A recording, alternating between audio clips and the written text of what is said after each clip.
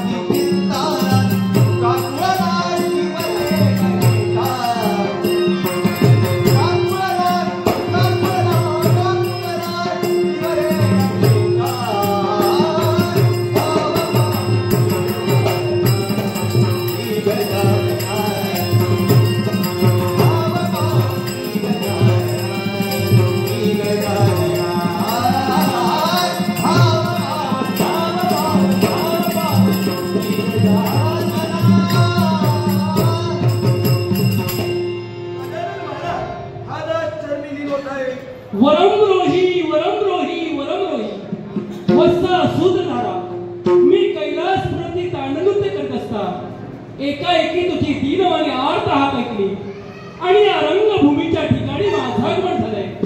सांग रे माझ्या प्रिय भक्ता, का मला आळविलंस? विघ्ने बहु येती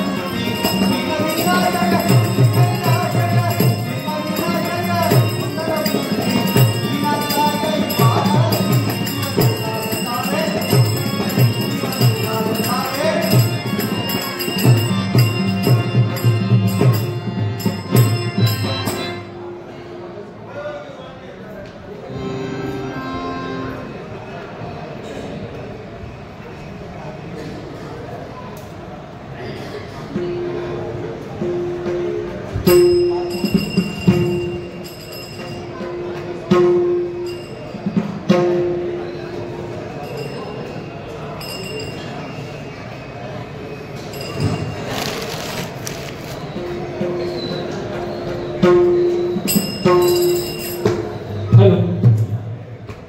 सुस्वागतम.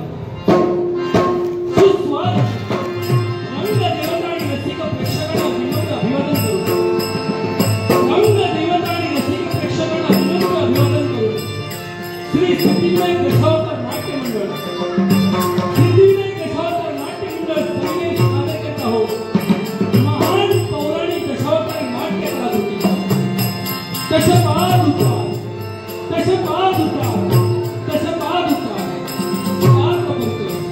गुरु शुक्राचार्य, ओंकार गावकर, प्रकाशूर, शंकर मेस्त्री, जय निलेश चव्हाण, मेरू पर्वत, अविराज नाईक, कृष्ण प्रथमेश मेस्त्री, कृष्ण प्रथमेश मेस्त्री, रुक्मिणी कैलास धुळे, रुक्मिणी कैलास धुळे, डोंबारी मीनार डोलेकर, डोंबारी मीनार डोलेकर, मंजुळा संजय सुतार, मंजुळा संजय सुतार, मंजुळा संजय सुतार. नारद अनिकेत कोरगावकर, नारद अनिकेत कोरगावकर. रंग देवता आणि रसिक प्रेक्षकांना विनम्र अभिवादन करू. रंग देवता आणि रसिक प्रेक्षकांना विनम्र अभिवादन करू.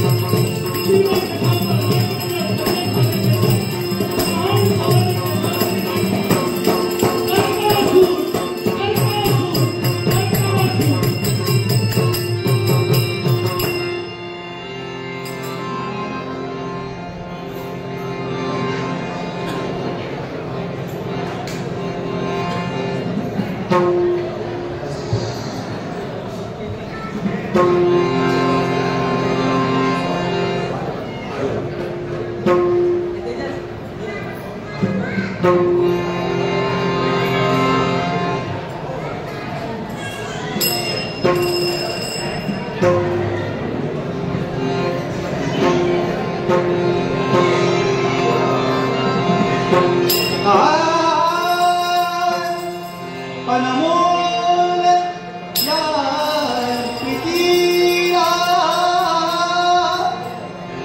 कवटाळणी धरा रे. अनमोल या प्रीतीला कवटाळणी धरा रे. प्रीती तुझी स्मरामी, प्रीती तुझी स्मरामी, हृदयात साठवा.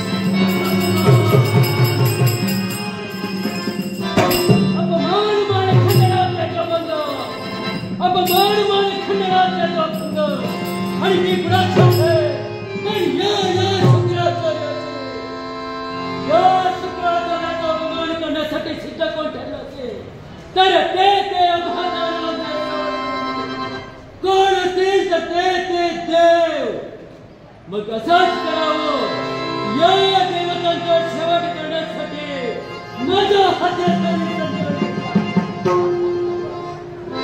नाही या क्षणी या संजीवनी विद्येचा उपयोगाचा आहे मग असंच करावं या शुक्राचार्याने काय करावं नानाविध प्रकारे दानवांची निर्मिती या शुक्राचार्याने केली पण हाती पडला असेल ते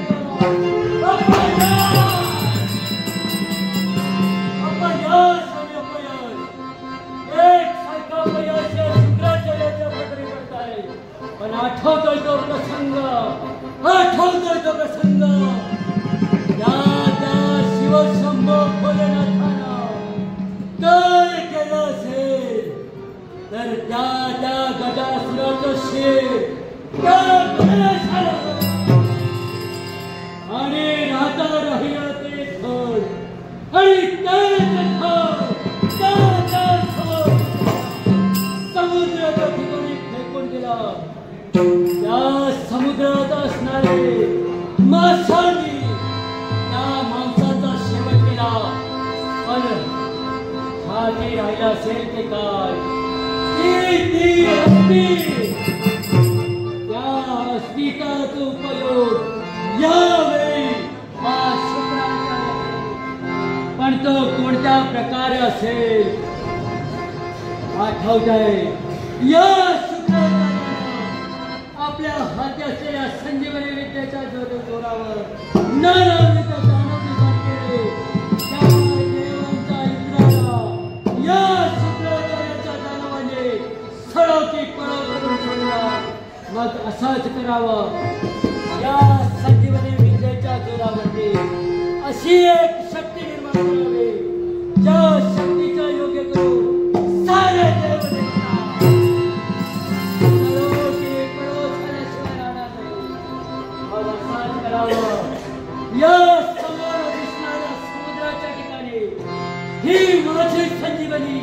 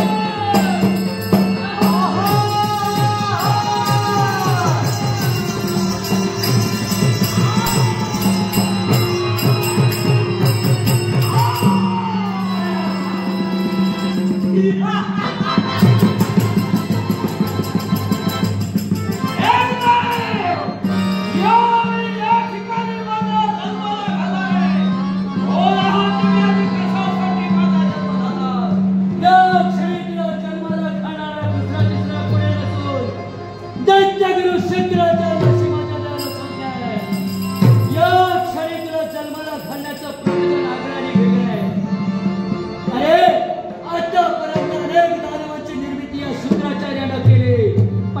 हाती पडले असेल ते काय अपयश. या अति प्रचंड देहाला संज्ञा कोणती काय माझ्या देहाला. अरे गजासुराचा थोड त्या राहता राहिले त्या अस्थी आणि त्या अस्थींवरून तुझा हा क्रौर्याचा जय निर्माण झालाय. अरे पाहता क्षणी दिसतोय तर दशपात, पाहता क्षणी दिसतोय तर दशपात आणि म्हणूनच तुझ्या देहाला संज्ञा कर्कासुर.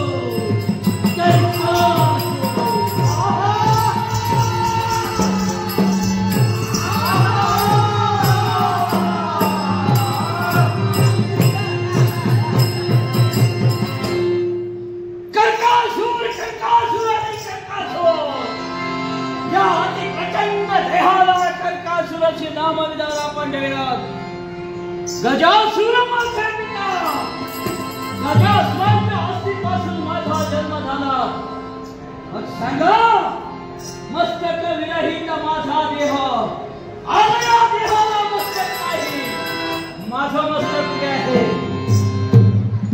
अरे तुझं मस्तक कुठे असेल तर त्या देवतांचा बालगणेश, त्या गणेशाला म्हणजे माझ्या पित्याचं मस्तक, त्या गजासुराचं मस्तक गणेशाला राहिलं, राहता राहिलं धड आणि त्या धडातील अस्थिपासून माझा जन्म झाला. म्हणूनच मस्तक विरहित कर्कासुर, मस्तक विरहित कर्कासुर. जय कर्कासुरा, या क्षणी तुला मी पाचारण केले ते कशासाठी आणि कशासाठी. अरे आपण कोण. अरे मी शुक्राचार्य तुझा गुरु. शुक्राचार्य तुम्ही. माझा जन्म झाला तर कोणत्या काळात. यावेळी मी सरळ या सृष्टी समोर उभा आहे. सांगा गुरुवर्य तुम्ही माझे माझा जन्म कशासाठी झालाय. तुझा जन्म फक्त आणि फक्त एकाच कारणासाठी कशासाठी झाला आहे. सांगतोय आम्हाला पडतंय ते पदाचे अपयश आणि याच अपयशाचा कुठेतरी शेवट झाला पाहिजे आणि म्हणूनच तुझी निर्मिती केलेली आहे. शाबास. म्हणजे यावेळी आपल्याला प्राप्त होत आहे ते अपयश आणि त्या अपयशापासून यासाठी तुम्ही या कर्कासुराची निर्मिती केली पाहिजे. मग सांगा मी काय करावं यापुढे. या क्षणी तू एकच करावं. काय करायला हवं तेवढं सांगा. या क्षणी तू देवतेची भक्ती केली पाहिजे. अच्छा कोणत्या देवतेची भक्ती. अरे दुसऱ्या तिसऱ्या कुणी नसो विष्णू देवतेची भक्ती केली. आतापर्यंत या जगात कित्येकाने कित्येक देवतांची भक्ती केली असेल. मी करायला हवी ती विष्णू देवतेची भक्ती. अगदी बरोबर आहे. तोच मंत्र आजपासून मी या मुखातून करायला हवा आहे. त्या शुभाशीर्वाद. त्यावेळी तुम्ही सांगितल्याप्रमाणे विष्णू भक्ती मी करेन. नुसती भक्ती करून उपयोगाचं नव्हे. त्याच विष्णूकडून वर मागून घ्यावं लागेल. वर मागून घेतला पाहिजे. सांगा आता कोणता वर मी मागून घ्यायला आणि हवा. तो वर कोणता असेल तर अजिंक्य आणि मंगळ. शाबास. त्या आपल्या इच्छेप्रमाणे आजपासून मी त्या महाविष्णूची भक्ती करेन. मग विलंबन करावं. या क्षणी मी जातोय माझा मुली करा पण तू करता ठेवू नको. या क्षणी ताबडतोब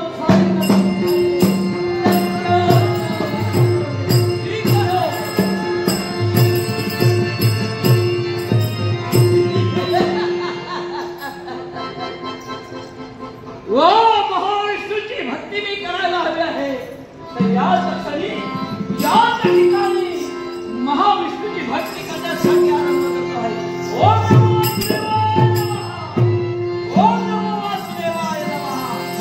ओम नमो वासुदेवाय. पतित तू पावना पावना, पतित तू पावना पावना, मनसी नारायण देवा, मनसी नारायण देवा, मनसी नारायण. पतित तू पावना पावना, पतित तू पावना पावना, मनसी नारायण.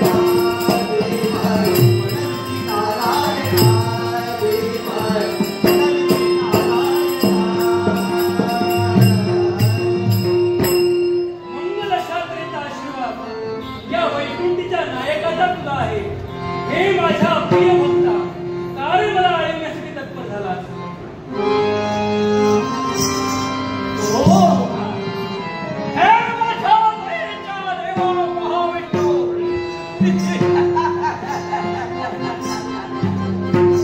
आतापर्यंत जगात कोणी केली नाही, कुणालाही मिळाली नाही अशा तऱ्हेची भक्ती या कर्कासुराने केली आहे. जाता जाता माझ्या कर्णवतात एकच शब्द महाविष्णू प्रकट झाल्यानंतर काय मागावं? होय, मनाशी ठरविलं आहे अपमान. हे माझ्या प्रिय भक्ता, एक निष्ठतेने आणि तालतल्ली त्याला माझी भक्ती तू केली. आणि म्हणून हा जगाचा देव तुला सांगतोय, सांग तुझी काय असेल ती इच्छा परिपूर्ण करण्यासाठी हे जगाच्या रक्षणकर्त्या देवते, आज हा कर्कासूर सांगेल ती इच्छा तू पूर्ण करणार आहे. काय हवंय तुला? माझ्या भक्तीवर प्रसन्न होऊन मान म्हणतो आहे. तेव्हा विचार कर, अजूनही पूर्ण विचार कर. अरे हा देव भक्तीचा भुकेलेला आहे. ज्या देव भक्तानं जर भक्ती केली असेल तर त्याची इच्छा पूर्ण करणं हे देवाचं कर्तव्य आहे. शाबास! सांग म्हणतोय. मग देवा, वचन आले आता प्रचंड देहाला दे वचन दे. तुला हा देव वचन देतोय. सांग तुला या देवाकडनं काय हवंय ते. आतापर्यंत कुणी मागितलं नाही, आतापर्यंत कुठल्या देवतेने दिलं नाही, असं या कर्कासुराला हवं आहे. देवा ऐक, काय हवंय? कर्ण उघडे ठेवलंय. असं काय हवंय? एकदा एक दिवस, देवा एकदा एक दिवस तुला या जगसंसारापासून नष्ट करायचं आहे. वा, वा. हे कर्कासुरा, मागून मागून काय मागितलंस? या देवाला या जगसौख्यापासून नष्ट करायचं आहे.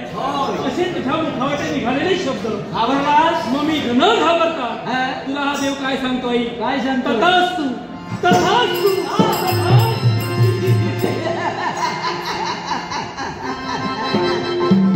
अरे जगाच्या देवा, आज मला अशा तऱ्हेचा शब्द दिला आहे. पण हे एक काय दिवस या जगसंसारापासून तुला नष्ट करेल. पण कर्कासुरा, मलाही प्रश्न निर्माण झालाय. काय तो? एक निष्ठतेने कैक वर्ष तू माझी भक्ती केली आणि भक्ती केल्यानंतर देव प्रसन्न झाला.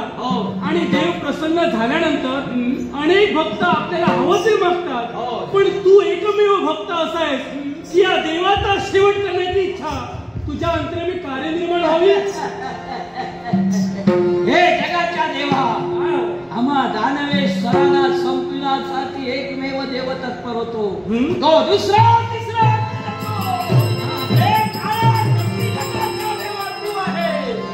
अनेक अवतार धारण करून आमच्या पूर्वजांना तू संपविला आहे. वा, वा. आणि हे तर माझ्या मस्तकावर ठेवत आहे.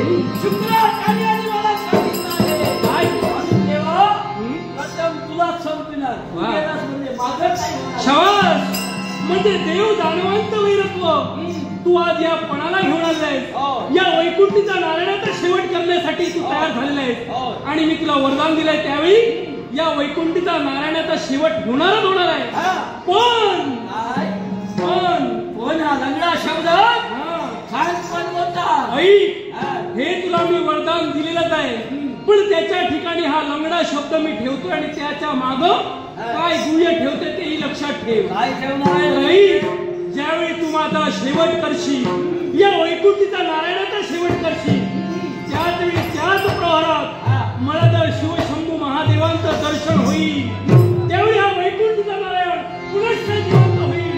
पुनश्च जिवंत होईल. हे महाविष्णू, ऐक, तुला ज्या प्रहरात मी मारणार आहे ना, त्या प्रहरात तुला शिवशंभू महादेवांचं दर्शनच काय, पण कुणाचा केसही तुझ्या दृष्टीपथात येणार नाही. असं आहे. अशा जागी देऊन तुला या जगसौख्यापासून दर्शन. वारे कर्कासुरा, या नटनाटकी देवाशी यावेळी तुझा संबंध जुळलेला आहे. तेव्हा सावधान.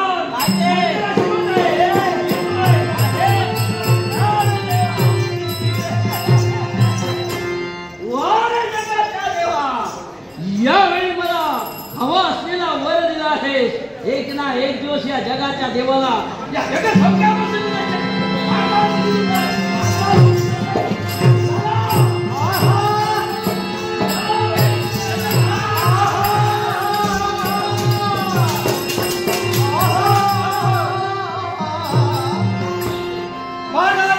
सागराचा क्रमण करतो.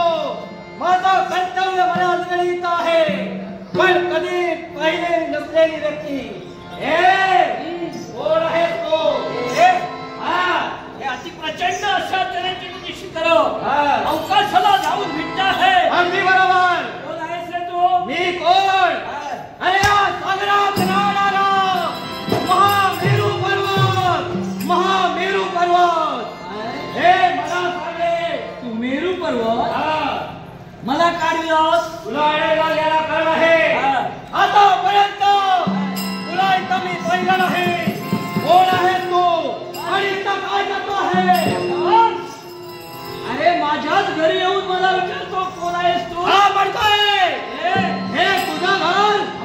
काहीतरी बोलू नकोस. मी कोण? अरे या सप्त सागरात माझं वास्तव्य. गजासूर माझे पिता. ज्या गजासुराचं मस्तक शिवशंभूने जेव्हा गणेशाचं मस्तक तोडिलं तेव्हा त्या गजासुराचं मस्तक तोडून नेऊन त्याला लावलं. गणेशाला जिवंत केलं. राहता राहिल्या अस्थी. त्या अस्थी सागर तळाला गेल्या आणि या शंकू बेटावर शुक्राचार्यांनी संजीवनी विद्येनं मला जिवंत केलं. तोच मी अति प्रचंड असा